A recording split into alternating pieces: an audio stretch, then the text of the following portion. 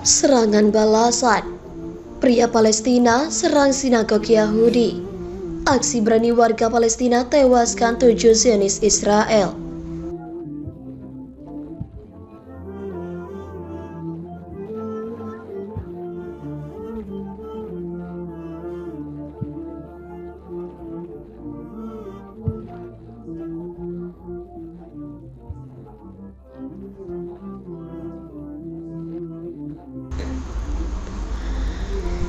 Pemuda Palestina serang sinagog Yerusalem, 7 orang tewas. Tempo.com. Seorang pria bersenjata Palestina menyerang sebuah sinagog di pinggiran Yerusalem pada Jumat 27 Januari 2023. Akibatnya, 7 orang tewas dan 3 lainnya luka-luka. Serangan ini meningkatkan khawatiran akan pertumpahan darah sehari setelah serbuan Israel paling mematikan di tepi barat dalam beberapa tahun. Polisi mengatakan, pria bersenjata itu tiba sekitar pukul 8.15 malam dan melepaskan tembakan mengenai sejumlah orang sebelum dia tewas ditembak polisi. Tayangan TV menunjukkan beberapa korban tergeletak di jalan di luar sinagog sedang dirawat oleh petugas darurat. Kami tiba di tempat kejadian dengan sangat cepat dan sangat mengerikan. Orang-orang yang terluka tergeletak di jalan, kata Simon Al-Fasi dari layanan ambulans Israel. Serangan itu yang digambarkan polisi sebagai insiden teroris, menggarisbawahi kekhawatiran akan meningkatnya kekerasan setelah berbulan-bulan bentrokan di tepi barat yang berpuncak pada serangan tentara Israel di Jenin pada Kamis yang menewaskan sedikitnya 9 warga Palestina. Polisi mengatakan dalam sebuah pernyataan bahwa pria bersenjata itu adalah seorang warga Palestina berusia 21 tahun di Yerusalem Timur yang tampaknya bertindak sendiri dalam melakukan serangan. Serangan itu dilakukan di daerah pendudukan Israel setelah Perang Timur Tengah 1967. Dia mencoba melarikan diri dengan mobil tetapi dikejar oleh polisi dan ditembak mati.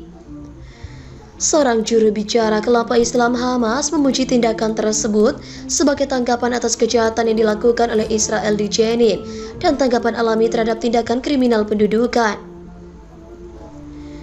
Kelompok militan yang lebih kecil Jihad Islam juga memuji serangan itu tanpa mengaku bertanggung jawab. Di Ramallah, kota terbesar di tepi barat dan Gaza yang diduduki, berita tentang serangan itu membuat banyak orang turun ke jalan untuk merayakannya. Sementara di luar rumah sakit Hadassah di Yerusalem, di mana beberapa yang terluka dirawat, massa menerlakan matilah teroris. Sebagai tanda potensi eskalasi lebih lanjut, Kementerian Kesehatan Palestina mengatakan 3 warga Palestina dibawa ke rumah sakit setelah ditembak oleh seorang pemukim Israel dalam sebuah insiden di dekat kota Nablus di tepi barat utara. Seorang warga Palestina berusia 16 tahun yang ditembak oleh pasukan Israel dalam insiden terpisah pada hari Rabu meninggal karena luka-lukanya. Perdana Menteri Israel Benjamin Netanyahu mendesak orang-orang untuk tidak main hakim sendiri, tetapi mengatakan langkah-langkah telah diputuskan dan kabinet akan bertemu pada hari Sabtu ini. Israel gempur Gaza di tengah kemelut tepi barat. Jet tempur Israel menyerang Gaza pada Jumat malam 27 Januari 2023. Gempuran terbaru dilaporkan sebagai pembalasan atas 2 roket yang ditembakkan oleh militan Palestina. Ketegangan makin meningkat setelah salah satu kekerasan terburuk dalam beberapa tahun di tepi barat yang diduduki oleh Israel. Roket-roket yang ditembakkan dari Gaza semalam memicu peringatan di komunitas Israel dekat perbatasan dengan jalur pantai selatan yang dikendalikan oleh Hamas. Sejauh ini belum ada laporan mengenai korban. Pasukan pertahanan Israel mengatakan serangan udara pada Jumat 27 Januari 2023 di Gaza menerjunkan situs pembuatan roket bawah tanah dan juga pangkalan militer yang digunakan oleh Hamas. Sebelumnya pada Kamis 26 Januari 2023, kebakaran lintas perbatasan terjadi setelah serangan Israel di sebuah kamp pengungsi di tepi barat, menewaskan sedikitnya 9 warga Palestina. Jumlah itu termasuk orang-orang bersenjata militan dan setidaknya 2 warga sipil. Angka kematian itu tertinggi dalam 1 hari dalam beberapa tahun. 1 korban lainnya tewas dalam insiden terpisah di Al-Ram di luar Yerusalem. Jumlah korban tewas dari pihak Palestina sejak awal 2023 menjadi setidaknya 30 orang. Sebagai buntut dari serangan Kamis 26 Januari 2023, otoritas Palestina yang memiliki kekuasaan pemerintahan terbatas di tepi barat mengatakan pihaknya menangguhkan pengaturan kerjasama keamanan dengan Israel. Pengaturan itu awalnya diharapkan membantu menjaga ketertiban di wilayah itu dan mencegah serangan terhadap Israel. Pejabat Palestina menyebut PBB, Mesir, dan Qatar juga mendesak terciptanya ketenangan. Kekerasan selama berbulan-bulan melonjak setelah dibandingkan serentetan serangan mematikan di Israel tahun lalu. Ketegangan dalam konflik Palestina menimbulkan kekhawatiran karena pertengkaran saat ini tidak dapat diprediksi dan lepas kendali. Keadaan bahkan bisa memicu konfrontasi yang lebih luas antara Palestina dan juga Israel. Serangan itu terjadi beberapa hari sebelum Menteri Luar Negeri Amerika Serikat Antony Blinken dijadwalkan untuk mengunjungi Israel dan tepi barat.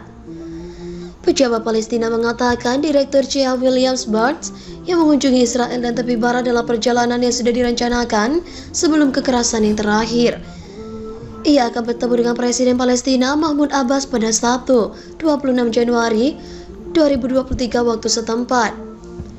Sejauh ini tidak ada komentar dari pejabat Amerika di Yerusalem perihal ini. Kementerian Luar Negeri Amerika mengeluarkan pernyataan pada Kamis 26 Januari 2023. Ia mengatakan sangat prihatin dengan kekerasan di tepi barat. Washington pun mendesak kedua belah pihak untuk meredakan konflik.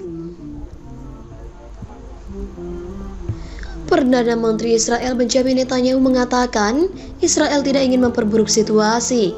Meskipun ia memerintahkan pasukan keamanan untuk waspada, pemerintah Israel di bawah Netanyahu adalah administrasi paling kanan dalam sejarah Israel.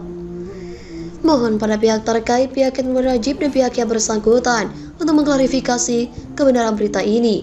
Kami hanya melansir dan memberitakan, Andalah yang memutuskan.